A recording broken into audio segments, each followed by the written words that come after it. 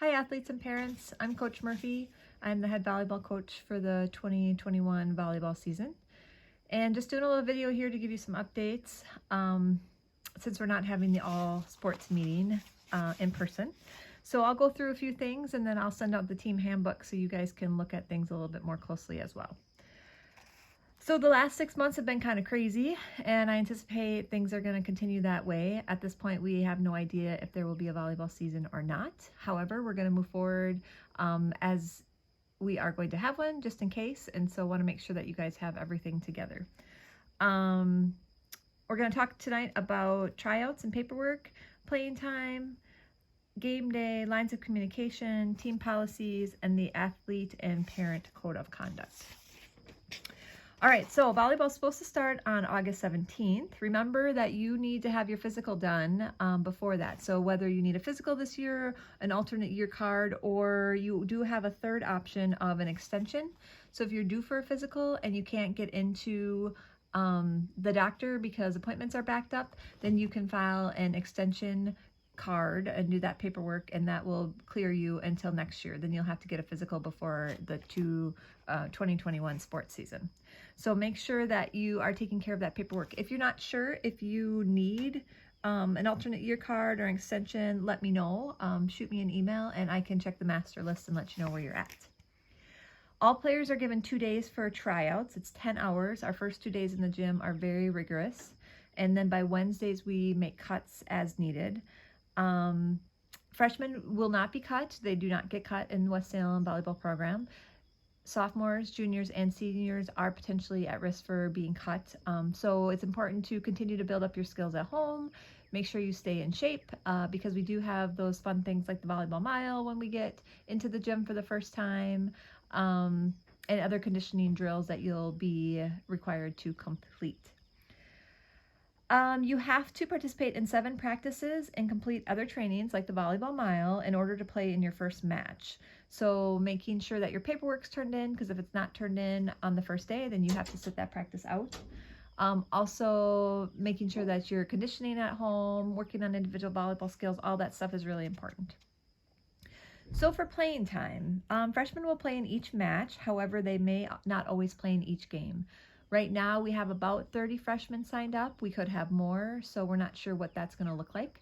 But we will definitely make sure that the freshmen get into each match. Historically, sometimes we divide it into an A and B team. Sometimes the A team goes to half the games and the B team goes to the other half. I don't know what the season's going to look like with that. We'll have to wait and see what our numbers are. JV playing time will not always be equal. Every attempt will be made to get each player into the match. The match is consistent of 3 games for the JV level, and so we'll get everybody into one of the games in the match. However, there's no guarantee they'll get into every game. At the varsity level, there's no guaranteed playing time. We play at a very competitive level, and so we're looking at kids' skill level. We're also looking at their attitude, their work ethic, and then what their ability is to contribute to the team. Our fundraising, we host 2 major tournaments during the season, a freshman and JV tournament. If it's a freshman tournament, the JV and varsity players are expected to work. And if it's a JV tournament, the freshmen and varsity players are expected to work at the tournament. Parents, we will be asking you to donate food and pop, as well as your time selling concessions or tickets. The game day. So typically athletes all ride the bus to the game and home from the game. However, this year we're not exactly sure what that will look like, so we'll have to play that by ear. When we're at the games, whether it's home or away, the varsity should be watching the JV and the freshmen. The freshmen and the JV should be watching the varsity. It's supporting the team, as well as at the JV and freshman level, you can learn a lot by watching the varsity team. So we like to support each other within the program. Lines of communication is always a big thing. We have a 24-hour rule. So if you have a conflict with a coach, you're questioning your playing time, you're not sure how to improve things so that you can get more playing time, whatever it may be, we want you to wait 24 hours before you talk to the coach to just make sure you're in a good spot to have a good conversation. The expectation is always that players talk to their coaches first. If a parent tries to approach a coach before a player does, the coach will not engage in conversation with that parent. It needs to come from the kids first. It's a good way to teach about conflict, about resolution, how to work through those tough conversations that they'll be having as they continue to grow into adulthood. If things are not resolved between the player and the coach, then the parent is welcome to contact the coach by email or by phone to have a conversation. If things still are not resolved, then you can pull the head coach in or the AD in, and we can set up a meeting and work through whatever the concern is.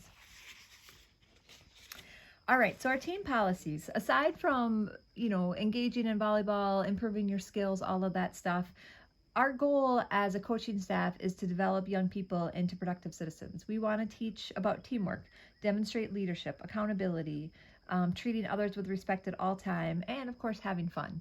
So there's so much more that kids learn than just the volleyball skills when they're part of our program. We expect kids to be at practice every day, ready to go when practice starts. If they are absent and it was not excused, there will be consequences for that. If you have to be away for something, you need to talk that over with your coach. Behavior off the court that is detrimental to the image of the team, the coaches, the school, or the community may result in suspension or dismissal from the team. This includes social media. So athletes, make sure that when you post stuff that it is appropriate. It's not anything that's going to be detrimental to the team or to the school or the community, because there will be consequences, including up to dismissal from the team if there are concerns with what you've posted.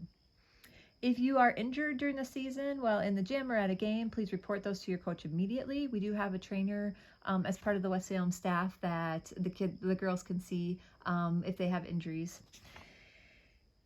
When you come to practice, you need to have your hair in a tight ponytail, no loose hair kind of flying around in your face. You need to be wearing comfortable clothing, no jean shorts, no tank tops, tennis shoes that have like some of those have a pretty soft bottom that it's easy to slide around the gym, so make sure that the tennis shoes have good tread. If you think that your volleyball clothes might be a little inappropriate, chances are they are inappropriate, so don't wear them. If you come to practice with something that we think is inappropriate, you will be sent home to change. Knee pads are required, so if you don't have a pair, make sure that you get one. They were required in middle school too and at all levels, so hopefully everybody's got a pair of knee pads. All right, so the athlete code of conduct. You need to respect all players, coaches, opponents, officials, teachers, administrators, and community members. You represent the West Salem volleyball program, school district, and community. Conduct yourself accordingly. Practice hard, work hard no matter who is watching. Pushing your limits is how you become a better volleyball player. Take care of yourself. Drink plenty of water, eat healthy, get plenty of rest. Surround yourself with people who make good choices. Set goals, long-term and short-term. Goals should be realistic, but also challenge your abilities at the same time. Set goals for each day of practice, each match you go into, each season you play, and what you want out of volleyball years down the road. Challenge yourself and your teammates. Surround yourself with people and players that push you to be a better player and person. When traveling to games or tournaments, conversation should be kept to a minimum and fairly quiet. Any misconduct to and from games may result in suspension from the next game or tournament. Violations of the athletic code related to alcohol, tobacco, and other drug use and conduct unbecoming an athlete occurring in season may result in suspension for the entire season. This is the athlete code of conduct. You guys will get a copy of this and you'll be asked to sign off on it, and that paperwork will need to be turned in before the season starts as well. Parents, we also have a code of conduct for you. Make sure your children know that win or lose, scared or heroic, you love them, you appreciate their efforts, and you're not disappointed in them. This will allow them to do their best without fear of failure. Be the person in their life they can look to for constant positive reinforcement. Try your best to be completely honest about your child's athletic capability, competitive attitude, sportsmanship, and actual skill level. Be helpful, but don't coach them on the way to the gym or on the way back or at breakfast and so on. It's tough not to, but it's a lot tougher for the child to be overwhelmed with advice, pep talks, and often critical instructions. Teach the kids to enjoy the thrill of competition, to always be giving 100%, to be working to improve their skills and attitudes. Help them develop the feel for competing, giving maximum effort, and for having fun. Try not to relive your athletic life through your children in a way that creates pressure. It's important to let children establish their own goals and play the game for themselves. Don't compete for the authority of the coach. If you question the coach's authority or decisions, then respect your daughter.